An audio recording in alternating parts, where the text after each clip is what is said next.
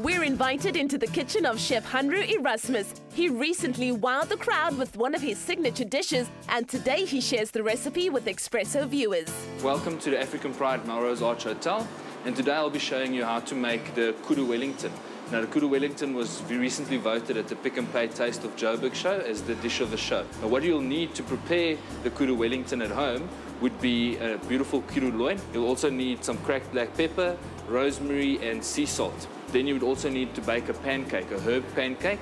And what you would require there is half a cup of cake flour, half a teaspoon of baking powder, some butter, salt, sugar, 1 egg, a cup of milk, a cup of water, and some chopped herbs. You also need to do some sautéed spinach. So what you would require is some deveined spinach, onions, garlic, and some oil for the frying. For the final step of a Wellington, once you roll it in, you're going to need some high-quality puff pastry, egg and milk for some egg wash, English mustard, and some flour for dusting. So before we roll the meat, what I usually do is I just brush it with butter. Now what the butter does, it's a dual function. So it gives the meat a beautiful brown color once it goes onto the grill, and it also helps the herbs to stick onto the meat. From there it goes onto the grill. Now it's very important to have the grill as hot as possible. So what I would recommend is having like a braai or even a griddle pan on the stove. If none of those are available, just a very hot pan will do.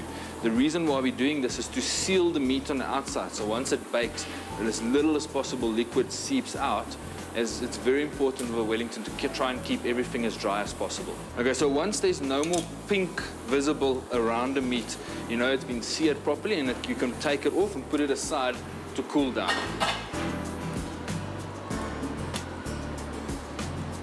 So we just put the kudu down here to rest, and our next step would be to make the herbed crepes or pancakes. A tip from Chef Hanro is to leave the batter in the fridge for an hour before using it, and only heat the pan to a medium to low temperature. Great, and that's number 6 pancake. That should be just enough to cover the Wellington completely in the inside. Now the reason we need to put these pancakes aside is that it's going to needs to be really cold when we're rolling our Wellingtons. Is the puff pastry needs to be as cold as possible, otherwise it won't puff and the batter will start seeping out of it. To make the sautéed spinach, use a finely chopped onion with 2 teaspoons of fresh garlic and a teaspoon of olive oil for every 2 cups of spinach. It's very important to cover the table very equally with flour, otherwise the puff pastry will stick.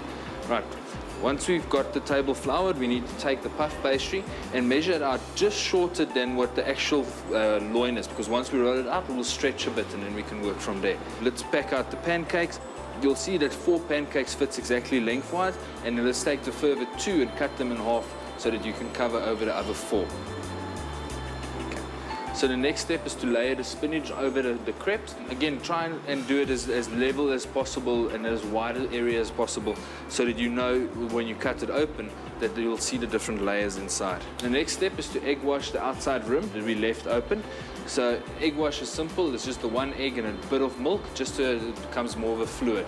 Brush the loin with the English mustard. Now be quite liberal with it, as the English mustard carries a lot of flavor and you would like to cover the entire loin. Once the loin's placed, just take the back end, fold it over the side of a loin, and with both hands roll the loin onto itself.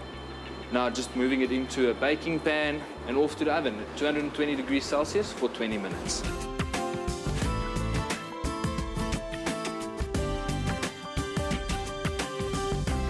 Great, so it's straight out of the oven, and it's a beautiful brown, bronzy color, exactly what we were looking for. The edges are just going to be discarded, so we just want to cut into this piece here. And as you can see, you've got a beautiful medium rare going there. Great, so over here we've got about 12 slices. All we need to do now is just plate it up as a family-style meal.